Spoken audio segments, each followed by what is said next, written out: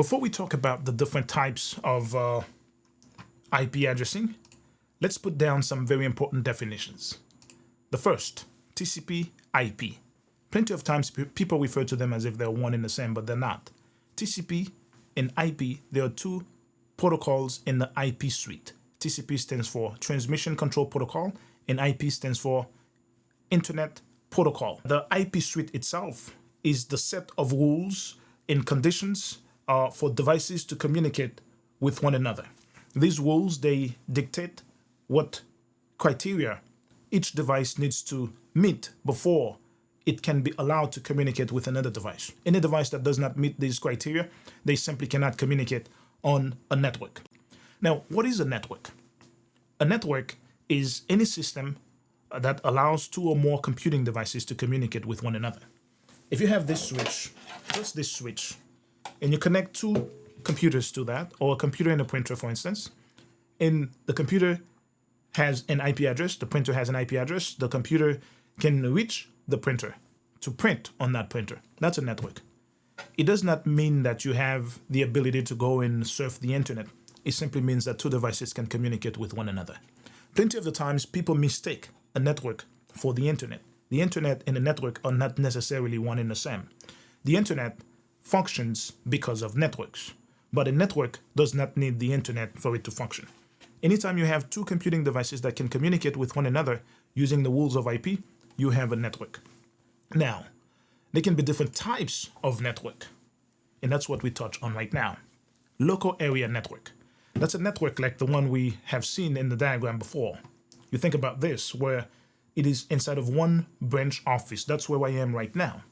It is controlled by one group of people. It is owned by one enterprise or one entity, like your house. It's your network. It's inside of your house. It is controlled by you. You dictate who gets on this network. You give them the Wi-Fi password. We dictate here who gets on this network. I am allowed to be on this network because I work here. And we have firewalls, we have switch, we configure all of these things, and we make a lot of the rules of this network. This is a local area network. It is controlled by one group of people. It is contained within one geographical location. Make no mistake, a local area network can be subdivided into multiple sub-local area networks. Typically, they call them subnets for sub-networks. Now, you see in the example of the printer, the laptop, the camera, they could have each been on a separate subnet. As a result of that, they would be seen as if they're on separate networks. Inside of that one local area network, there can be multiple sub-networks. And if they're on multiple sub-networks, for them to communicate with one another, what device do they need? A router. If they are on the same sub-network, what device do they need to communicate? A switch or an access point.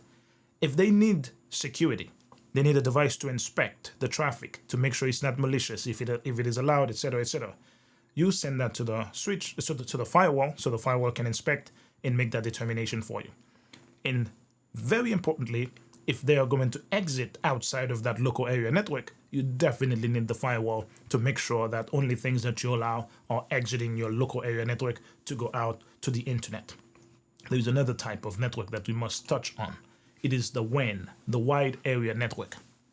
Think about the Wide Area Network as a collection of networks. Networks that are public or networks that are private, but they are able to connect to other networks for some intended purposes. The internet is the biggest wide area network that exists. There are different types of wide area networks. If you are going from your printer or from your laptop to Amazon to make a purchase, then you're exiting on the internet. That's because of the wide area network, the internet, that you're allowed to go from your network at home to Amazon's network and make that purchase. And that is a public. The internet is a public WAN. Everyone is allowed on that public WAN so long as they meet certain conditions. But there are some WANs that are private, and they allow two local area networks to connect with one another without needing the internet. For the private WANs, typically you have to pay an internet service provider to give you that connection that connects to local area networks that you own without them going through the internet.